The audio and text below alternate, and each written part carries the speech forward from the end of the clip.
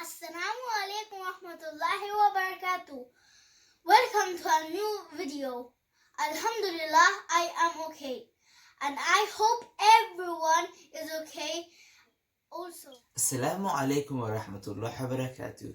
As my brother did the introduction, and today I'll be discussing about the part 4 of Prophet Muhammad sallallahu alaihi wasallam's journey.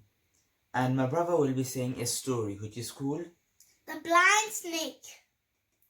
Yes, so I'll be starting my story off and then my brother will do it. Okay? So are you ready to listen to the next journey? I want to say one thing. But are you ready to listen to the journey? Yeah. Okay then, first say your thing. So when my brother is saying his thing, I am gonna draw a namaz. And I drew when I was practicing me when I'm praying. Now I'm gonna draw the prayer map. Okay, good luck on that. Now you can start. Okay. So last time we finished off was when the Quraysh started torturing Prophet Muhammad sallallahu alaihi wasallam and the Muslims. And now we'll be talking about the boycott. When the Quraysh realized that Prophet Muhammad sallallahu alaihi wasallam carried on preaching Islam and the Muslims' numbers were growing, and their tortures and hardships did not stop the Muslims, the tribes from Makkah decided to ask Abu Talib to hand Muhammad sallallahu alaihi wasallam over to them. When Abu Talib refused, all the tribes of Makkah decided to boycott the Banu Hashim, the clan of Prophet Muhammad sallallahu alaihi wasallam. This caused the Banu Hashim to live without drinking or eating for several days. They were not allowed to buy, sell, eat, drink, or talk to anyone either. This was carried on from the 7th to the 10th year of Islam. Just after the boycott, Prophet Muhammad lost the two of his most precious people, his wife Khadija radiallahu anhu and his uncle Abu Talib. In 1 year, the Quraysh, realizing this, increased the pain and suffering of our Prophet Muhammad and the Muslims.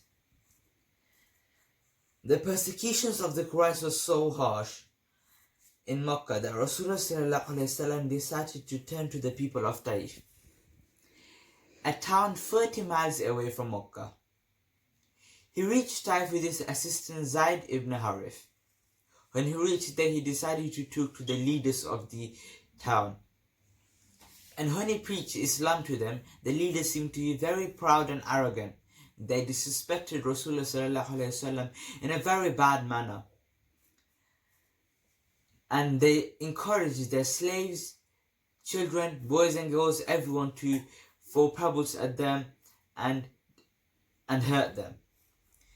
The tortures were so harsh that this caused the Prophet Muhammad and the Muslims to leave the town of Taif. And when they were leaving, the crowd threw many pebbles at them. And Prophet Muhammad was bleeding so much that blood from his body ran down into his sandals and covered his feet. Zayd ibn Harith tried his best to protect him, but he was also very harshly injured. After this, Prophet Muhammad was so injured that he was barely conscious when an angel appeared in front of him. Rasulullah refused his divine help and told him that he prays that one day that the people of Taif will become Muslims. That evening, they reached Nakhla, and in the middle of the night, while they were in Salah, praying Quran and reading Quran, 7 people and 7 leaders of the Jannat of Nabi'in approached Rasulullah and became Muslim. This was also mentioned in Surah Al-Jinn in the Quran. The Quraysh continued torturing Prophet Muhammad and the Muslims very harshly. And his followers, Allah honored him with Miraj. Miraj is the traveling and the journey of Rasulullah from Makkah to Baitul Muqaddas, Jerusalem. On the Buraq, which is a winged transport to heaven, Prophet Muhammad met all the Anbiya and the Prophets on his way to the 7 heavens. and Allah rewarded him with the 5 salahs. This is it for my story, and added up to the Miraj, which you all know, that when Prophet Muhammad sallallahu alaihi wasallam, he spoke to Allah subhanahu wa ta'ala, and he met all the prophets, and as I mentioned before, and the Prophet sallallahu alaihi wasallam was told to pray 5 times, and now we to still this day we still follow these, and make sure to follow those and pray 5 times a day. Asir, are you ready to say your story? Yes, first I'm going to show you my picture.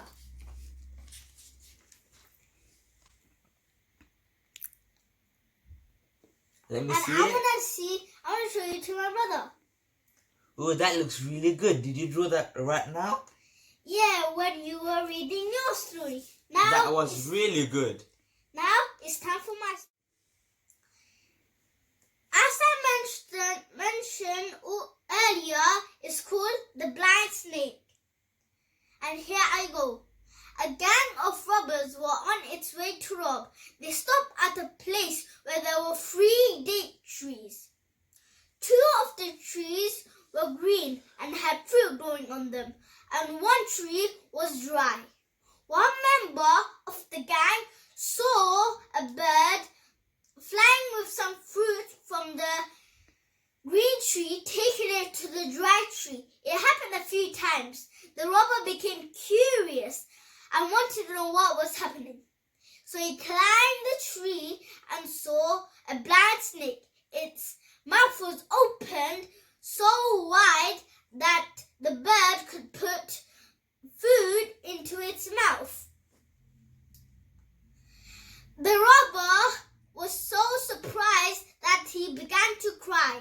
He said, "Oh Allah, you cursed this bird to provide the snake some food, and I am busy robbing others."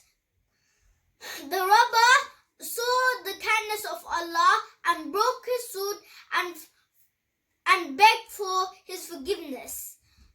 And then he told his friends, and they all broke their swords and gave up their evil ways. That And was the a moral- really interesting story. Sorry to interrupt. Is there any moral behind this?